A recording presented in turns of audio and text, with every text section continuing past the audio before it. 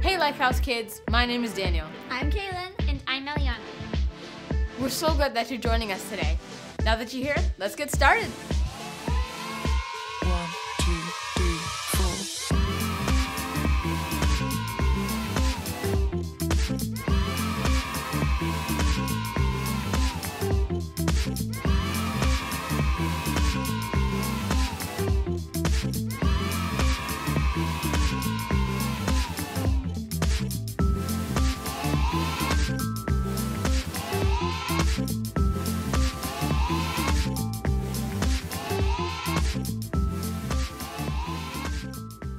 Hey guys, welcome back to Lifehouse Kids. This month, we're finding out what it means to dig deep and search for wisdom. Wisdom is finding out what you should do and doing it. Our memory verse for this month is a great reminder of where wisdom comes from. It's from a letter written by James, who is Jesus' brother. Here it is.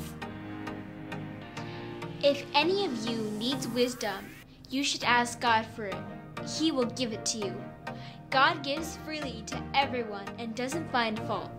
James 1:5. We can trust God no matter what. He can give us the wisdom we need to face any situation in life. Now, let's get ready to watch our Bible story this week, all about the wisdom that comes from God.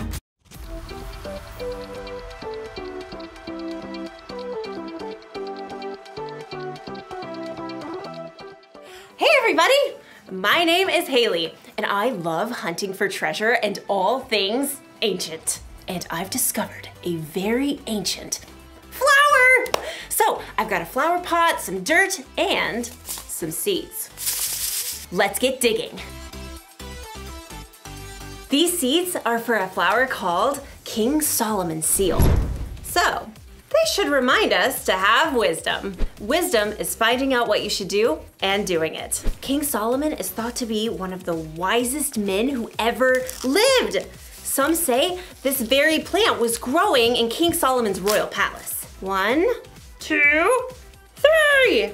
Ta-da! While Solomon was king, he built a palace and a temple for God, and he ruled wisely for 40 years.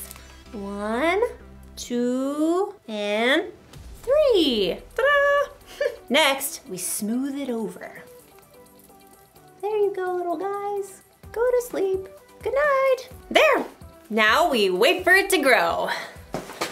I'm watching you.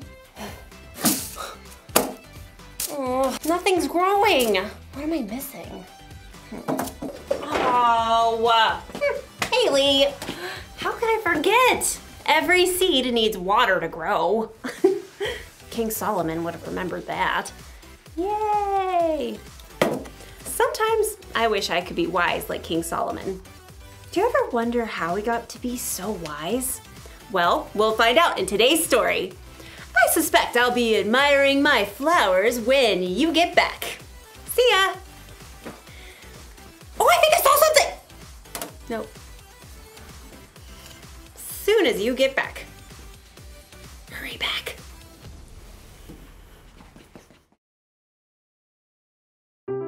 The Bible. It's 66 books of history, stories, letters, and poetry that fit together to form God's one big story. The epic adventure of how He created us and loves us so much that He made a way to rescue us. As we travel through the Bible, from Genesis to Revelation, we discover people who met God and found their lives changed forever. Now, for an amazing story, inspired by the book of 1 Kings, chapter 3, verses 4 through 28. Imagine this.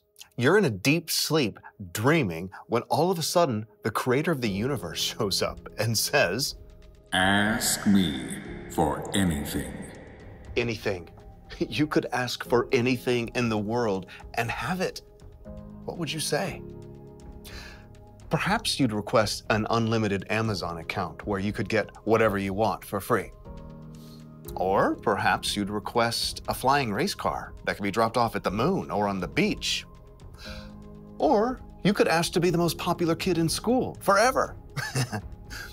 This might sound like a fairy tale, but it's true. It actually happened to a young man named Solomon.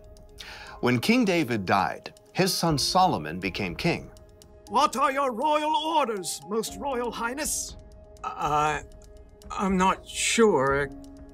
I've never been king before. Though Solomon was young and inexperienced, his father, King David, taught him to listen to God's words. So, Solomon showed his love for God by obeying his laws. I want to thank the Lord for everything he has done for my family. Solomon traveled to the city of Gibeon, where he offered 1,000 burnt sacrifices to honor God.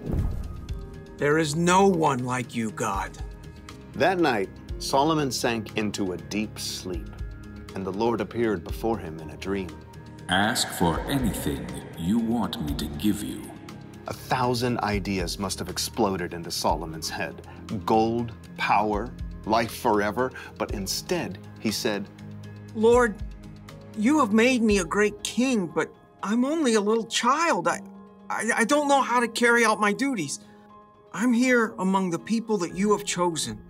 They are a great nation, so give me a heart that understands.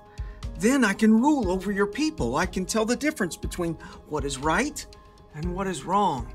It was a simple request, but one that would change Solomon's life forever. You have not asked to live for a long time. You have not asked to be wealthy. You have not even asked to have your enemies killed. Instead, you have asked for wisdom.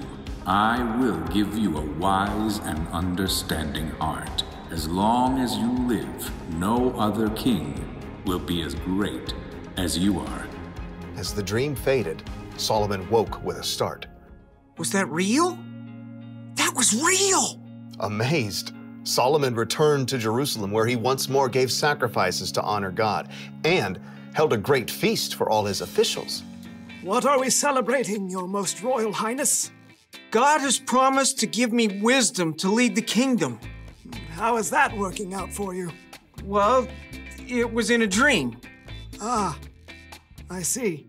Perhaps Solomon wondered at first whether he really had received wisdom from God, but this was soon put to the test. Your Most Royal Highness, you must help the people solve their problems. I'll do my best, with God's help. First order of business, we have these two ladies here. State your business, please. My friend and I...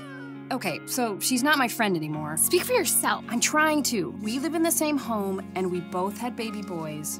But her baby died, and so she took my boy in the night, and now she says my baby is hers.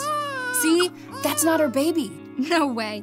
This baby is my son. Is not. Is too. Ladies! Solomon turned to the first woman. You say my son is the living baby, but your friend says the baby is her son. That's a lie. Is not. Is too.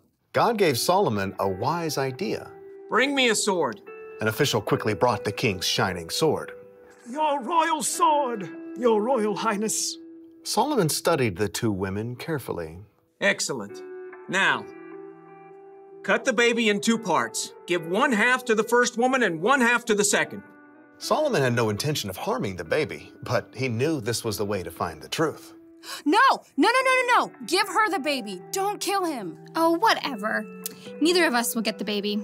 Solomon could instantly see which woman truly cared about the baby. Give the boy to the first woman here.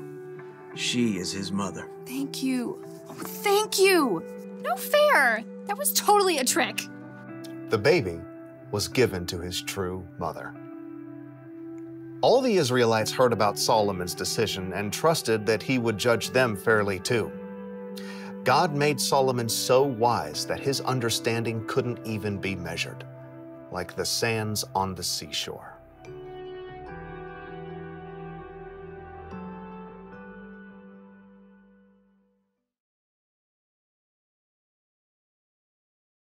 So, plants need water to grow.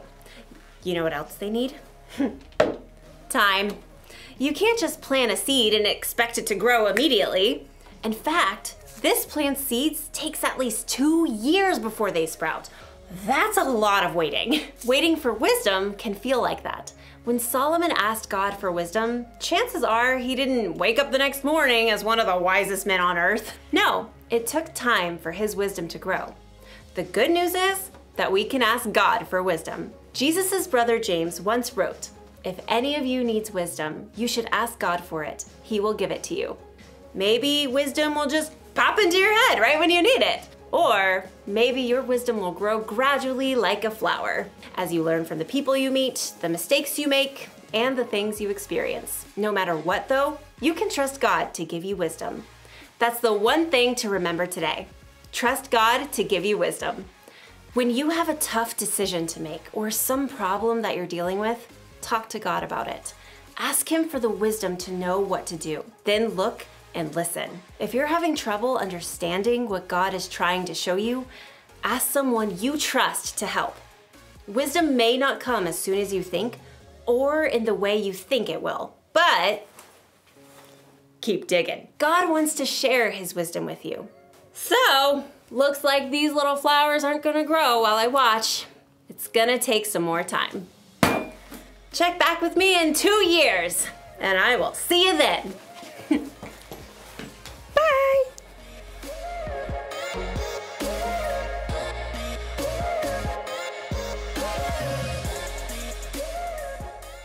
Wow, Solomon asked God for the wisdom he needed to be king. And it wasn't very long until he had a chance to put that wisdom into action with a very wise ruling about the mom and her baby.